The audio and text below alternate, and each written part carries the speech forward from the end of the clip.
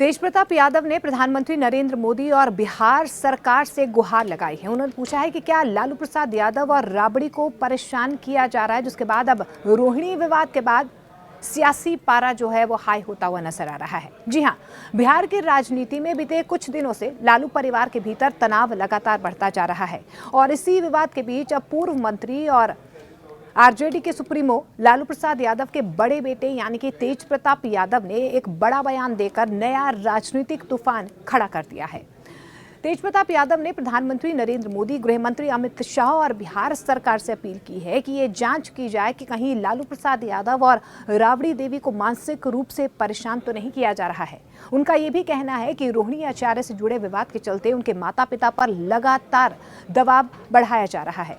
तेज प्रताप ने social media पर कई पोस्ट कर ये दावा भी किया है कि परिवार को अंदर ही अंदर कमजोर करने की कोशिश की जा रही है।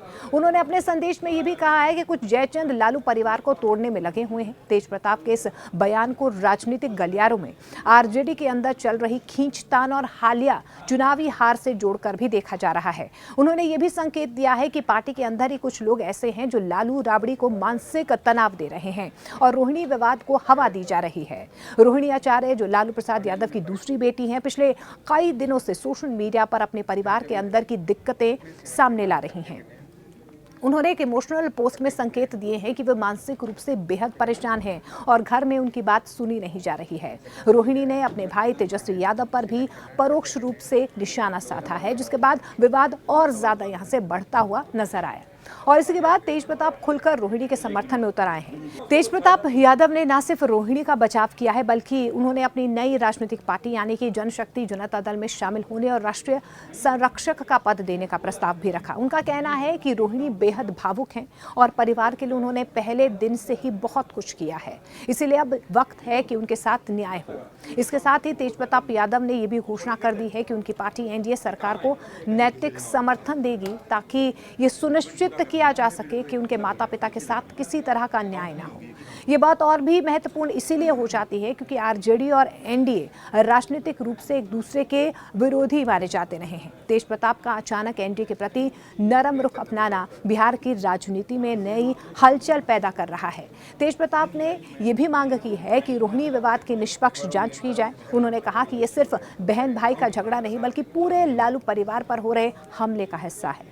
उन्होंने जनता से भी अपील की है कि वे सच का साथ दें और किसी भी तरह की गलतफहमी में ना पड़ें। इस पूरे मामले पर अभी तक तेजस्वी यादव या आरजेडी की तरफ से हालांकि कोई औपचारिक प्रतिक्रिया सामने नहीं आई है, लेकिन परिवार के अंदर ही ये कलह अब खुलकर राजनीतिक मुद्दा बन चुकी है।